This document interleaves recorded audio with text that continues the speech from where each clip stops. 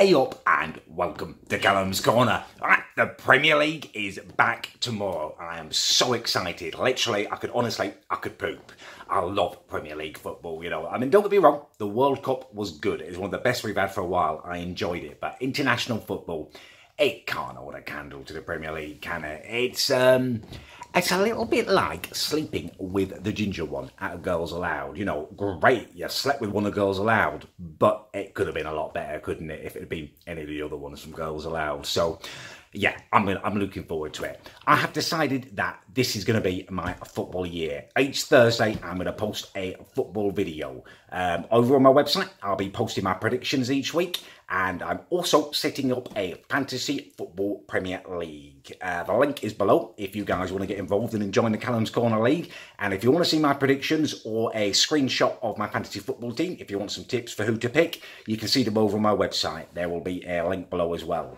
Today, to kick us off, I've decided to do a little short video. I'm away on holiday at the moment. I haven't actually got my proper camera, so you'll have to excuse the phone. So this will just be a short one. And I'm going to do the biggest, well, my predicted biggest overachievers and biggest underachievers this year. We will start with the underachievers, which for me is a very easy pick. It's going to be Man United. And I'm confidently going to predict now that he will be the first boss to go. The warning signs are there. You know, he's done 2 full seasons already. And Mourinho historically seems to struggle to do more than 2 seasons at a club. In fact, the time period in which he's effective as a manager seems to be getting smaller and smaller.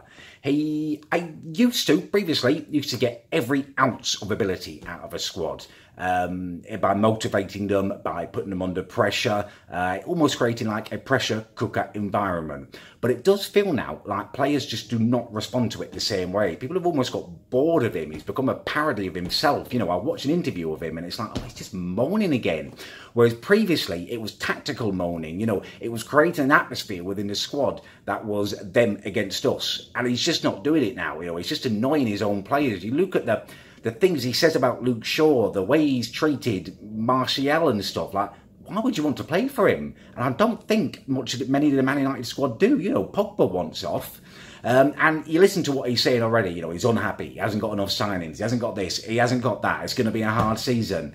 Jesus Christ. He's manager of one of the biggest clubs in the world. It's a privilege. He should be playing better football and he should be doing better with the players he's got. He's been massively backed. You know, they spent money on Pogba. They spent money on loads of players and he's just fallen out with them. He's not getting the most out of them. I am very confident that he will be gone very quickly, Mourinho. As I say, the warning signs are there and each club he's been at, he's got worse, in my opinion. You know, he was fantastic at Porto. He was very, very good at Chelsea and Inter Milan. He was pretty good at Real Madrid. Probably should have done more, and the squad kind of imploded around him due to his actions. And then at Chelsea for a second time, he was nowhere near as good as the first time. And at Man United, I'd say he's almost been average. You know, if Louis van Gaal or David Moyes had played the type of football he has most of the time, I think there would have been a lot more outcry. So I think Mourinho will be sacked. I don't think he deserves the Man United job on current form. And yeah, it's just a matter of time before he's gone. He will be the first boss. Now, let's move on to a slightly happier subject and go for who I think will be the biggest overachievers this year. And for me, hands down, Wolverhampton Wanderers. They won the championship at a canter last year. The squad they had was exceptional for the championship. You know, it was good enough to, in my opinion, survive in the Premier League.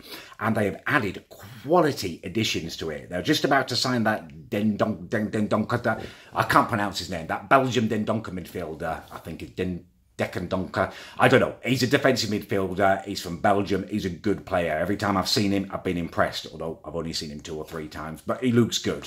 More impressive is for me is the signing of Rui Patricio, their Portuguese goalkeeper. Quality signing. Jimenez, good signing. Moutinho, their Portuguese midfielder, quality signing. Traore from Middlesbrough, pace to burn. Honestly, I think Wolves will be the best of the rest. I think it's between them and Arsenal for 5th place. That's how confident I am that Wolves will do well. And I've got a sneaky feeling that they could actually do a Leicester. Maybe not a Leicester and win the league, but they could get Champions League football. If a couple of teams have a kind of World Cup hangover, it could happen. Realistically, it could happen. And there's teams in that top 4 who I don't think are safe at all. Obviously, Arsenal are out of it now. But for me, I think there's big warning bells around Tottenham Hotspur.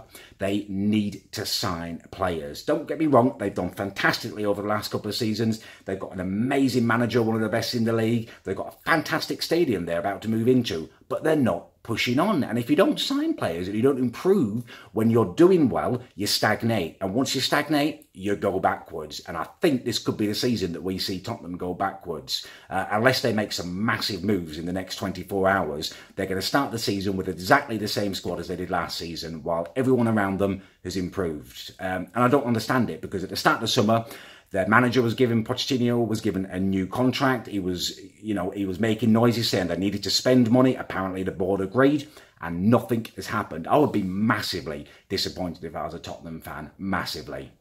Right, okay, I think that will do it for this video, because I am filming on my phone. Next Thursday, we'll have the next football video. We'll be reviewing the results. Do click the links below. Pop over and look at my predictions on my website. Have a look at my fantasy football team. And also, please do join the Callums Corner League, because I'll be publishing that on my website, the standings. And at the end of each football video on a Thursday, we will have a little look at the league and talk about the Callums Corner League. Yeah, I think that's about it. The Premier League is back.